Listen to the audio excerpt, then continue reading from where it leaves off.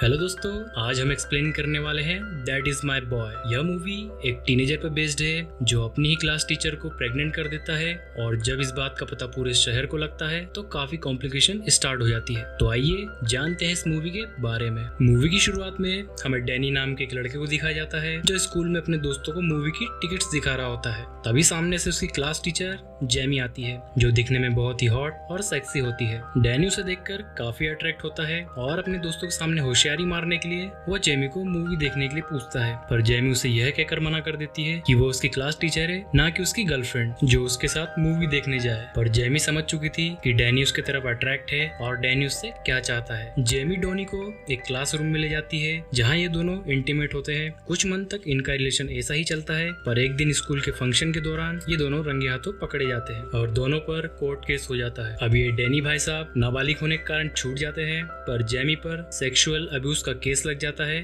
और कोर्ट उसे 30 साल की सजा सुनाती है। और कोर्ट को यह भी पता चलता है कि जेमी प्रेग्नेंट है जिसमें डैनी भाई साहब का हाथ होता है और जेमी से जो बच्चा होने वाला था उसका जिम्मा कोर्ट डैनी को सौंपता है, पर डैनी नाबालिग होने के कारण वह जिम्मा नहीं लेता। इधर डैनी इस हरकत की वजह से पूरे शहर भर में पॉपुलर हो जाता है और बहुत से टीवी चैनल्स, मैगजीन्स डैनी का इंटरव्यू लेते हैं जिससे डैनी बहुत पैसे कमाता है। यहाँ से मूवी 20 साल आगे बढ़ती है जहाँ हमें दिखाया जाता है डोनी अब 28 साल का हो चुका है और वो एक नशेड़ी बन चुका है। उसने अपने सारे पैसे दारू और जुए में खर्च कर दिए और डोनी पर $33,000 का कर्ज भी हो चुका है जिसे वो नहीं चुकाएगा तो उसे जेल हो जाएगी। इधर डैनी और जेमी का बेटा भी बड़ा हो जाता है और वो एक सक्सेसफुल बिजनेसमैन बन जाता है और उसके मॉम डैड से कोई रिलेशन नहीं रखना चाहता, इसलिए वो अपना नाम भी चेंज कर लेता है और टॉड रख लेता है क्योंकि उसे उनकी वजह से बहुत शर्मिंदा होना पड़ा था, इसलिए वो उनसे दूर ही रहता है। इधर डैनी को भी अपना कर्ज चुकाना था तो वो अपने लॉयर से मिलता है और सॉल्यूशन पूछता है। लॉयर उसे बताता है इस साल एक मैराथन होने वाली है जिसमें एक फैटमैन दौड़ने वाला है। यदि तुम उस पर पैसा लगाते हो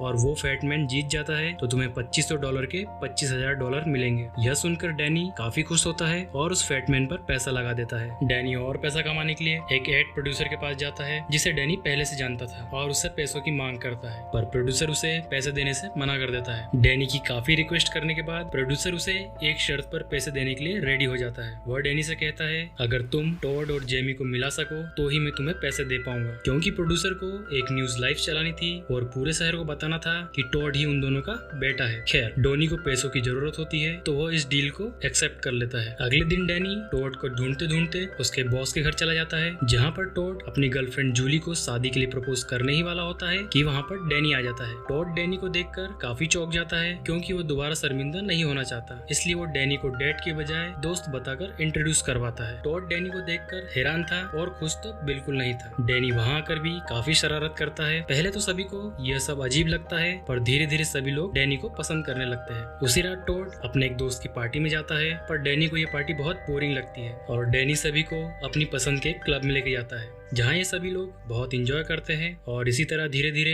डोनी और टॉड के रिलेशन भी काफी हद तक ठीक हो जाते हैं। टॉड भी जेमी से मिलने के लिए तैयार हो जाता है, पर अब डैनी का मन बदल जाता है और वो टॉड को जेमी से मिलने के लिए मना करता है क्योंकि टॉड ने उस प्रोड्यूसर को देख लिया तो टॉड सब समझ जाएगा कि डैनी ने ये सब पैसों के लिए किया है। डैनी टॉड को रोकने की बहुत कोशिश करता है, पर टॉड उसकी बात नहीं मानता और जेमी से मिलने चला जाता है। टॉड जेमी से बातें कर ही रहा होता है तभी प्रोड्यूसर कैमरे में उनकी रिकॉर्डिंग कर लेता है और टॉड जब प्रोड्यूसर को देखता है तो उसे सारा खेल समझ में आ जाता है कि डैनी उसे जेमी से मिलाने के लिए फोर्स क्यों कर रहा था। खैर यह सब देखकर जेमी और टॉड दोनों गुस्सा होकर चले जाते हैं और डैनी प्रोड्यूसर से पैसे मांगने लगता है, पर प्रोड्यूसर उसे यह कहकर मना कर देता है कि हमारे बीच कोई एग्रीमेंट साइन नहीं हुआ था। डोनी वापस घर आकर पैकिंग करने लगता है, तभी वो देखता है कि जूली का अफेयर किसी और के साथ चल रहा है और यह बात वो टॉड को भी बताता है कि जूली तुम्हारे साथ चीटिंग कर रही है, पर जूली टॉड को अपनी बातों में फंसाकर डैनी को ही गलत साबित कर देती है। यह सब देखकर डैनी सभी से माफी मांगता है और वहाँ से चला जाता है, पर अब वो जूली पर नजर रखता है और कुछ दिनों के बाद डैनी को पता चलता है कि जूली का अफेयर उसी के ब्रदर के साथ होता है जिसके साथ वो कई बार इंटीमेट भी हो चुकी होती है। यह देखकर डैनी दोनों की फोटो खींच लेता है, पर जूली उसे अपना मुंह बंद रखने के लिए $50,000 का चेक देती है क्योंकि डैनी को पैसों की जरूरत होती है तो वो कुछ टाइम तक चुप रहता है। पर जब टॉड और जूली शादी कर रहे होते हैं तो डैनी को यह सब अच्छा नहीं लगता और वो टॉड को